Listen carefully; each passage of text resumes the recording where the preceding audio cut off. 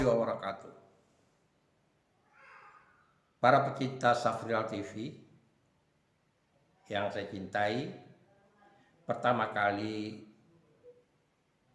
saya mengucapkan terima kasih pada Anda yang sudah subscribe channel ini, dan bagi yang belum subscribe, dengan sukacita Anda silahkan subscribe agar channel ini selalu eksis untuk membicarakan hal-hal yang menarik di bidang bahasa, sastra, budaya, dan hal-hal yang menurut saya perlu diberikan informasi kepada Anda.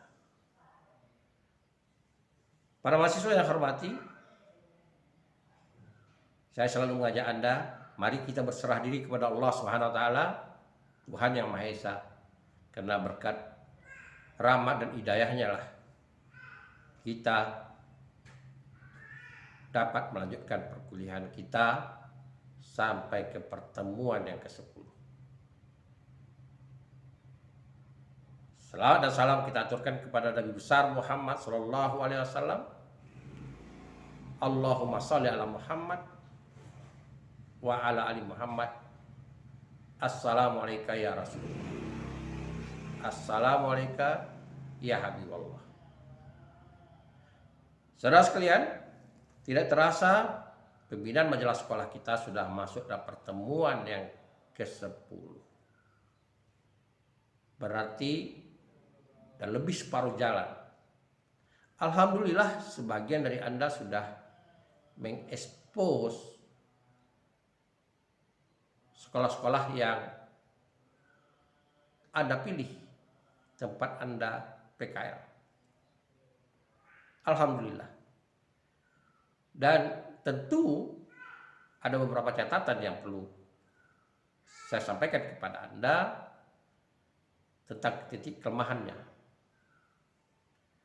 Ya, misalnya adalah bagaimana openingnya yang lebih teratur, memperkenalkan tentang sekolah dengan logonya dan program studi bahasa dan sastranya dengan logo UNRI-nya. Itu salah satu contoh. Yang kedua, sisi mengambil gambar. Seperti yang kita diskusikan beberapa kali dalam perkuliahan kita. Bagaimana mengambil gambar. Dan kemudian tentu saja di luar kekuasaan Anda, yaitu berkaitan skala prioritas tentang apa yang diekspos. Karena ada sebagian dari sekolah kita sudah mempunyai YouTube dan sudah mengekspos. Jadi itu tidak mungkin mereka mengulangi lagi apa-apa yang sudah mereka ekspos. Namun demikian, saudara sekalian, pada konten kita terdahulu kita ada bicarakan pada konten kita yang ke-9, video ke-9, pertemuan kita 9, yaitu tentang kegiatan sekolah yang sifatnya temporer. Nah, saudara sekalian, berkaitan dengan kegiatan temporer ini juga perlu saya tambahkan, ada kemungkinan misalnya ketika Anda melakukan pengambilan gambar terhadap konten yang sudah Anda mapping, sudah Anda rencanakan, ada sesuatu yang menarik yang ingin Anda ulas atau yang ingin Anda expose dengan persetujuan kepala sekolah. Misalnya, ketika Anda berada di sekolah, kebetulan ada pengawas yang datang atau ada tamu lain yang datang yang berkaitan dengan sekolah. Dan hal ini menarik untuk diambil atau diekspos. Tentu sebelum kita mengekspos perlu didiskusikan dulu kepada kepala sekolah atau yang mewakilinya tentang tujuan tamu yang datang ini. Kalau dia sebagai penilik atau pengawas sekolah, kita tentu sudah tahu apa tugas pengawas sekolah. Nah, kalau dibolehkan misalnya, kenapa tidak kita memberikan waktu sesuai dengan persetujuan kepala sekolah kepada pengawas untuk mengomentari tentang sekolah itu. Nah, tapi kalau misalnya tamunya adalah tamu di luar dari birokrasi di bawah dinas, katakanlah ada sebuah lembaga atau instansi lain yang punya kepentingan atau mempunyai kegiatan ke sekolah itu, maka tentu pertanyaan kita atau komentar kita atau apa yang mau kita gali dari tamu itu disesuaikan dengan tujuan kedatangan mereka. Nah, ini harus diingat. Misalnya yang datang itu adalah tim dari BNN. BNN itu kita tahu adalah yang badan yang mengawasi tentang peredaran narkotika. Biasanya mereka datang untuk memberikan penyuluhan ke sekolah anak-anak remaja agar jangan sampai terlibat dengan barang haram itu. Atau lembaga yang berkaitan dengan HIV, penyuluhan sifatnya. Nah, menarik untuk bisa kita wawancarai paling tidak untuk 3 pihak. Tamu yang datang, kepala sekolah yang bertanggung jawab, dan sumber atau sasarannya tentulah siswa. Dan siswa ini bisa diwakili oleh organisasi seperti OSIS atau siswa yang ditunjuk oleh kepala sekolah secara acak untuk mengomentarinya. Bagaimana responnya terhadap aktivitas itu. Arti kata, kegiatan-kegiatan tamu seperti itu di luar kegiatan-kegiatan yang sifatnya struktural, kedinasan, sesuai dengan instansi. Nah, kita tentu ingin menggambarkan bahwa kegiatan itu adalah kegiatan yang positif dan memang layak diadakan di sekolah tersebut. Jadi ingat, 3 pihak. Jadi tamu yang berpunya hajat, kepala sekolah yang bertanggung jawab, dan siswa yang jadi sasarannya. Bisa jadi untuk siswa bisa kita lebihkan 2 atau 3 orang yang mengkomentarinya. Bagaimana sudut pandang mereka terhadap kegiatan-kegiatan itu. Saudara-saudara sekalian, di samping itu ada sifatnya boleh dikatakan kita melakukan investigasi. Investigasi ini untuk mencari tahu kemana saja alumni sekolah ini. Ya mungkin diantaranya adalah Anda sendiri, alumni. Itu satu. Yang kedua, bagaimana keberhasilan alumni ini yang pernah singgah, pernah mengecap pendidikan di sekolah itu. Apalagi kalau sekolah itu adalah sekolah satu-satunya tingkat menengah atas di tempat itu. Dan bukan tidak mungkin alumninya sudah bertebaran kemana-mana, mungkin jadi orang yang sukses baik dalam bidang pendidikan maupun dalam bidang pekerjaan. Nah, ini menarik.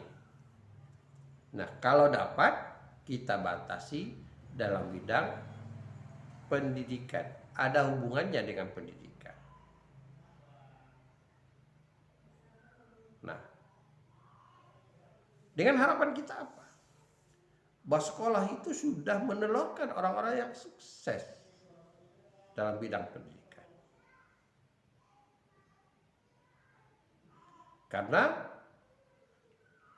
bisa saja sebuah sekolah yang sudah lama, sudah ribuan alumninya, bukan tidak mungkin pernah jadi atau sekarang lagi memegang jabatan, baik tingkat kecamatan, tingkat kabupaten, tingkat provinsi, atau di organisasi terkenal, atau melanjutkan pendidikan ke perguruan tinggi sampai ke tingkat doktoral dan bahkan meraih gelar profesor.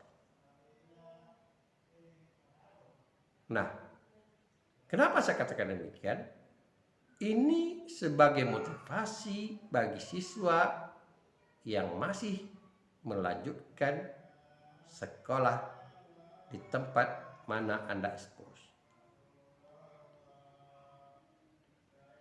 Bukan tidak mungkin para alumni yang Anda jumpai itu, dia akan penuh dengan kenangan. Misalnya dia terkenang dengan guru yang pernah dia sukainya dulu. Lalu juga berkaitan dengan kritik dan saran. Sudah bagaimana perubahan sekolahnya setelah dia tinggalkan. Ada nggak kemajuan-kemajuan yang membuat dia kagum dengan sekolah itu. Lalu bagaimana ke depannya kritik dan saran. Karena tantangan sekolah ke depan itu seperti yang dirisaukan oleh pemerintah, yaitu bagaimana menciptakan lapangan kerja. Kalau mencari pekerjaan, kita sudah maklum sekarang betapa banyaknya perusahaan yang tutup dan berapa banyaknya orang yang dirumahkan jadi penganggur zaman COVID ini. Yang kita harapkan adalah para generasi muda yang menciptakan UMKM. Semoga dengan cara begitu Anda bisa melacak. Bukan tidak mungkin sekolah akan membangun atau akan membentuk persatuan alumni. Karena beberapa sekolah di kota-kota besar,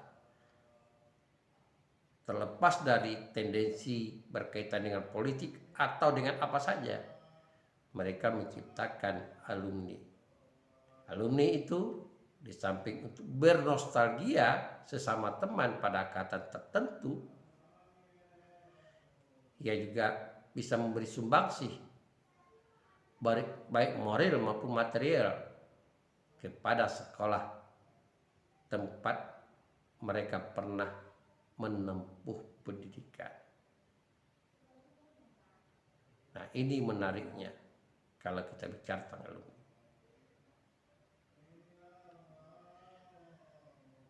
Di samping itu, tentu banyak lagi hal yang positif. Jejaring yang dibentuk oleh sekolah dengan alumninya. Seperti yang kita lihat di kota-kota besar. Bagaimana alumni perguruan tinggi misalnya yang sudah bekerja di satu instansi, satu perusahaan, dia memberikan lapangan pekerjaan untuk adik-adik alumninya. Katakanlah misalnya alumni ITB, alumni IPB, alumni UGM dan sebagainya perguruan tinggi. Ada ikatan emosionalnya untuk menarik adik-adik tingkatnya. Nah, sehingga kita pernah mendengar misalnya di bidang pemerintahan dulu pernah dikuasai atau mayoritas dikuasai oleh alumni Gajah Mada. Di Chevron misalnya kita pernah mendengar alumni ITB yang menguasainya. Karena memang mereka selalu berhubungan dengan alma maternya. Selalu berhubungan dengan para dosennya. Meskipun mereka jadi kepala dinas, mereka tidak melupakan alma maternya. Katakanlah misalnya seorang alumni IPB yang jadi kepala dinas perkebunan. Nah, kalau ada persoalan-persoalan perkebunan, dia tidak segan-segan kembali ke kampusnya, mencari dosennya, mencari solusinya. Seperti halnya juga ITB. Kita bisa mengenal misalnya bagaimana ada temuan atau ada eksperimen yang dilakukan oleh para dosen ITB di Chevron tentang sistem suntik pada sumur-sumur tua, sehingga mulai lagi berproduktif. Yang dulunya dianggap tidak ada harapan, tapi dengan penemuan dari dosen-dosen ITB, dan itu tentu berkat adanya ikatan alumni ITB di Chevron, mereka menggandeng dosen mereka, dan terlepas dari itu dengan bendera perusahaan swasta, lalu mereka menemukan atau mencoba measurement dengan menyuntikkan air pada sumur-sumur tua sehingga dia berproduktif lagi. Dan ini bukan tidak mungkin pula kalau kita bisa menjumpai alumni-alumni yang sukses. Mungkin saja ada peluang-peluang yang diberikannya kepada adik-adik yang masih di sekolah menengah ini. Dan itu harus kita giring kepala sekolah, diberikan wawasannya bahwa memang anak didik kita sudah selesai meninggalkan kampus, meninggalkan sekolah, tempat ia pernah belajar. Namun bukan tidak mungkin ia akan kembali memberikan sumbangsihnya. Seperti sebagian dari Anda yang kebetulan alumni dari sekolah yang Anda ekspos. Tentu Anda akan mengekspos dengan video-video yang lebih menarik lagi. Dan ini yang harus Anda lakukan untuk kebaikan sekolah yang menjadi pusat perhatian Anda dalam pembinaan majalah sekolah. Selamat bekerja dan semoga Anda bisa mengembalikan kenangan para alumni itu kepada sekolah alma mater mereka. Dan semoga juga akan tercipta kemesraan antara sekolah dan alumninya. Wabillahi taufiq wal hidayah. Assalamualaikum warahmatullahi wabarakatuh.